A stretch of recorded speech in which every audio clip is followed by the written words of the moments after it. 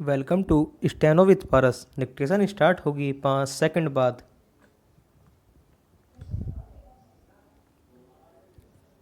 Start. श्रीमान, मैं आपको बताऊंगा कि खेती में सुधार के बारे में हमारे कुछ लोगों का क्या विचार है।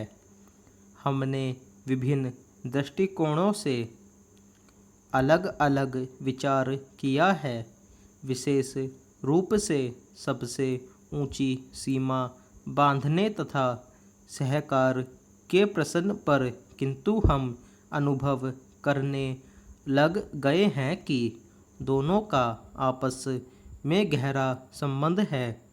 अगर हमारे देश में बड़े बड़े फार्म होते तो यह कल्पना की जा सकती है, भले ही आप इससे सहमत न हो, कि उनका कार्य संचालन दक्षता से होता और उत्पादन भी बहुत बढ़ सकता और साथ ही साथ आधुनिक तौर तरीकों का विस्तार हो सकता। भारत की मूल समस्या यह है कि यहाँ जोत की भूमि छोटी है और टुकड़ों में बटी है। साधारण तौर पर मैं कहूँ कि यह 1, 2 या 3 एकड़ है।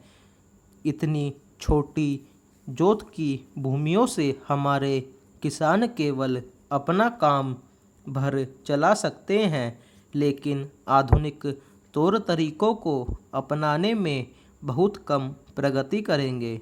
अब सबसे ऊंची सीमा बांध देने से ऐसा भी हो सकता है कि कुछ एक जो बड़े फार्म हैं उनमें काट छाट हो, जो कि प्रयोजन भी है। अगर आप चाहते हैं कि प्रगति हो और आधुनिक तौर तरीकों का प्रचलन हो, तब तो ये जो अनगिनत छोटे छोटे फार्म हैं, इनको सहकारी ढंग से चलाना है, जिससे कि वे आधुनिक उपायों का लाभ उठा सकें। पहला, सहकारी ढंग से कार्य करने से मेरा मतलब है विविध प्रकार से सहयोग देना।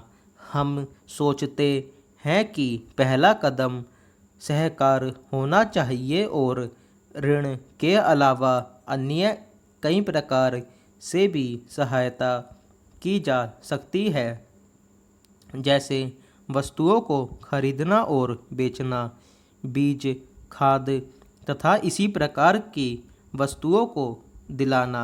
दूसरा कदम है धीरे धीरे बीच वाले आदमी को हटा देना। फिर दूसरी स्थिति आती है जिसको मिलजुल कर खेती करना कहते हैं, यद्यपि उसमें भूमि पर अधिकार बना रहता है। इस प्रकार का हमारा दृष्टिकोण है, जिससे अधिक से अधिक सीमा की समस्या को सहकारों से अधिक जोड़ा जा सके, नहीं तो उत्पादन गिर जाने का भय है। यह एक जटिल समस्या है जिस पर मनन हो रहा है। सहकार से मेरा मतलब एक गांव के सहकार से है और ज़्यादा से ज़्यादा 3 गांव का सहकार भी हो सकता है, यदि वे निकट से संबंधित हैं। लेकिन हमारी सरकार इनकी भरपूर सहायता करेगी।